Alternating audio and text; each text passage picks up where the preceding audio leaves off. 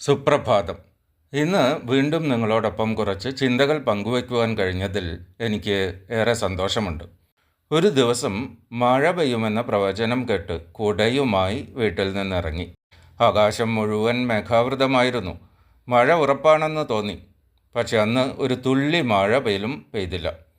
വീട്ടിലേക്ക് മടങ്ങുമ്പോൾ ഞാൻ ചിരിച്ചു. കാരണം ജീവിതത്തിൽ ഇത് എത്ര തവണ സംഭവിച്ചിട്ടുണ്ട്. സംഭവിക്കുമെന്ന് കരുതിയ പല കാര്യങ്ങളും സംഭവിച്ചിട്ടില്ല. ഭയപ്പെട്ട പല കാര്യങ്ങളും ഒരിക്കലും നടന്നിട്ടില്ല. പ്രതീക്ഷിച്ച പല വഴികളും തുറന്നിട്ടില്ല. തുറക്കുമെന്ന് കരുതാത്ത ചില വാതിലുകൾ തുറക്കുകയും ചെയ്തിട്ടുണ്ട്. അതുകൊണ്ട് ചിലപ്പോൾ മനസ്സ് ചോദിക്കും, വിചാരിക്കുന്നതൊന്നുമല്ലല്ലോ സംഭവിക്കുന്നത്, പിന്നെയും പിന്നെയും എന്തിനാണ് വിചാരിക്കുന്നത്? നല്ല ചോദ്യമാണ്. പക്ഷേ അതിന് ഒരു മനോഹരമായ ഉത്തരമുണ്ട്. ഈ വിചാരങ്ങൾ തന്നെയാണല്ലോ ജീവിതം.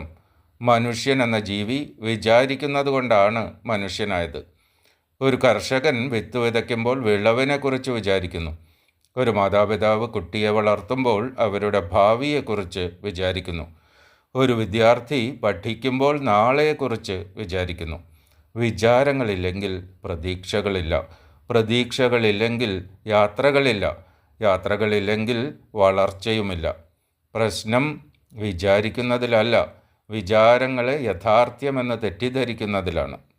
കാരണം ജീവിതം നമ്മുടെ പദ്ധതികൾ കേൾക്കും, പക്ഷെ അതിന് സ്വന്തം തീരുമാനങ്ങളുമുണ്ട്. നമ്മൾ വഴികൾ വരയ്ക്കും, ജീവിതം ചിലപ്പോൾ പുതിയ വഴികൾ തുറക്കും. നമ്മൾ കഥ എഴുതി തുടങ്ങും, ജീവിതം ചില പേജുകൾ മാറ്റി എഴുതും. അതുതന്നെയാണ് ജീവിതത്തെ ജീവസ്സുറ്റതാക്കുന്നതും. എല്ലാം നാം വിചാരിച്ചതുപോലെ മാത്രം നടന്നിരുന്നെങ്കിൽ ജീവിതം ഒരു അത്ഭുതവുമില്ലാത്ത ഒരു പുസ്തകമാകുമായിരുന്നു, അറിയാവുന്ന അവസാനമുള്ള ഒരു കഥ. പക്ഷെ ജീവിതം അങ്ങനെയല്ല. അതിനാൽ വിചാരിക്കണം, സ്വപ്നം കാണണം, പദ്ധതിയിടണം, പ്രതീക്ഷിക്കണം. പക്ഷെ അതോടൊപ്പം ഒരു ചെറിയ വിനയവും വേണം. ഞാൻ വിചാരിക്കുന്നത് ഒരു സാധ്യത മാത്രമാണ്, അവസാന തീരുമാനം ജീവിതത്തിൻ്റേതാണ് എന്ന്. കാരണം വിചാരങ്ങൾ നമ്മെ മുന്നോട്ട് നടത്തും, അനുഭവങ്ങൾ നമ്മെ പഠിപ്പിക്കും, യാഥാർത്ഥ്യം നമ്മെ രൂപപ്പെടുത്തും.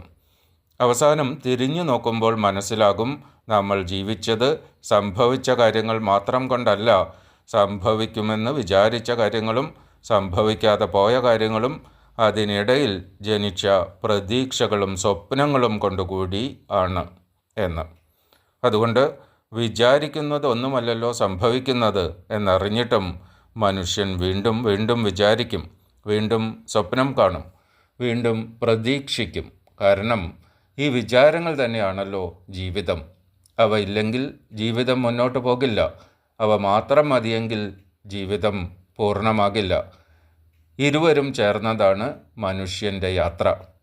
ഇന്നത്തെ ദിവസം വെറുതെ കടന്നു പോകുന്ന മറ്റൊരു ദിവസമാകാതെ നിങ്ങളുടെ ജീവിതത്തിൽ ഒരു ചെറിയ മാറ്റമെങ്കിലും സൃഷ്ടിക്കുന്ന ദിവസമാകട്ടെ. ഏറ്റവും ഫലപ്രദമായ ഒരു ദിനം നിങ്ങൾക്ക് ആശംസിക്കുന്നു. സുപ്രഭാതം. സന്തോഷത്തോടെ ഇരിക്കൂ, പ്രതീക്ഷയോടെ മുന്നോട്ട് പോകൂ. നാളെ വീണ്ടും ഒരു പുതിയ ചിന്തയുമായി മോർണിംഗ് മന്ത്രയിൽ കാണാം. നന്ദി.